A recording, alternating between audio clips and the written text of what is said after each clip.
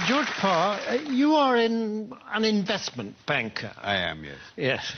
And as such, you have your fingers right on the pulse of the financial market. Yeah, very much so, yes. And during the summer, there's been a great deal of turbulence and volatility in the market, yes. Tremendous, yes, tremendous.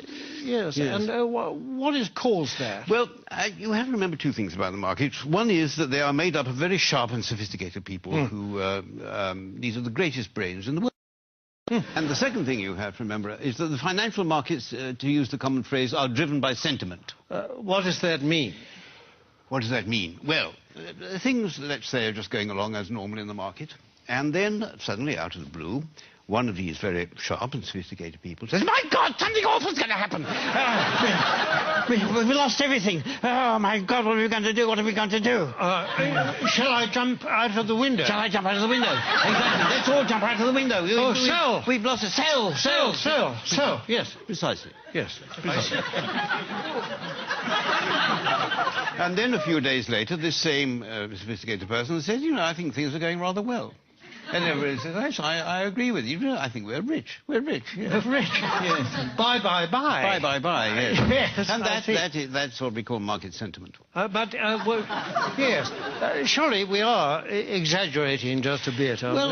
Well, I don't know. I mean, in August, in the middle of August this year, when the market absolutely plunged in London, a well-known city firm, State Street Global Markets, issued a statement in which it said, and I quote, "Market participants don't know whether to buy on the rumour and sell on the news, do the opposite, do both, or do neither, depending on which way the wind is blowing," unquote. Yes, and this is the kind of rigorous analysis the companies will pay huge salaries for. Yes, exactly. And a few days later, when the markets had gone up a little bit, the senior equities advisor on ABM Ambro Morgan said, and I quote, "We're back to happy days again." Well, no price is too high for that kind of mature wisdom, certainly is it? Not. The reason this sort of people are paid millions of pounds in bonuses. Yes, of course. During this summer, there have been actual causes behind the volatility in the markets, haven't there? I mean, specifically and especially in America, granting vast numbers of mortgages to people who can't afford them on properties which are diminishing in value. It's the so-called subprime situation, yes. The subprime market. Yes. How does that work, in fact? Well, imagine, if you can, say, an unemployed black man sitting on a crumbling porch somewhere in Alabama in his string vest, and a chap comes along and said, "Would you like to buy this house before it falls down? And why don't you let me lend you the money?" And is this chap who says this, is he a banker? Oh, no. He's a mortgage salesman. His income depends entirely on the number of mortgages that he can arrange. So his judgment to arrange mortgages is completely objective? Completely objective, yes, absolutely. It would. Yes. And what happens next? Well, then this debt, this mortgage, is taken, bought by a bank and packaged together on Wall Street with a lot of other similar debts. Without going into much detail about what is actually... Without going into any detail, no, it's far too boring. And so this is put into a package of debt, and then it's moved on to Wall Street, and it's extraordinary what happens then, that somehow this package of dodgy debts stops being a package of dodgy debts and starts being what we call a structured investment vehicle.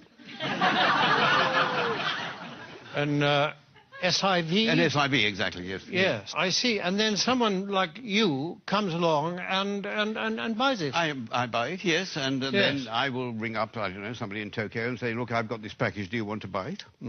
And they say, "What's in it?" And I say, "I haven't got the faintest idea." And they say, "How much do you want for it?" And I say, $100 million, and then they say, "Fine, that's it." And that's the market. And presumably this package, I mean, that kind of thing can happen several times to the same package. Possibly, yes. And every time it does, of course, then you or someone like you will get a fee and a markup and a profit, yes. And so well, you can't expect us to do it for nothing. It's hard work. in view of the fact that in these packages is a lot of dodgy debt, what is it about it that attracts the financial, risk takers? Yeah, well, because these hedge funds, as they're called, which specialize in these debts, they all have very good names. You mean they're responsible companies? No, I don't know. It's nothing to do with their reputation. They have actually very, very good names. The names they think up for them are very good. I'll give you an example. There's a very well-known American Wall Street firm called Bear Stearns, who have two of these hedge funds which specialize in these mortgage debts. And they lost so much money, lost so much of its value, that Bear Stearns announced that they would have to put in $3.2 billion into one of the funds to try and keep it afloat. $3.2 billion? 3.2 billion, yes. And even then they said the investors couldn't get any money out of it and they were going to let the other fund go. But one of these funds was called the High Grade Structured Credit Strategies Fund, and the other was called the High Grade Structured Credit Enhanced Leverage Fund. Well, that sounds very good. That's good, isn't it? Yes. It sounds very trustworthy. Actually, this is the magic of the market. What started off as lending a few $1,000s to an unemployed black man in a string vest has become a high-grade structured credit enhanced leverage fund.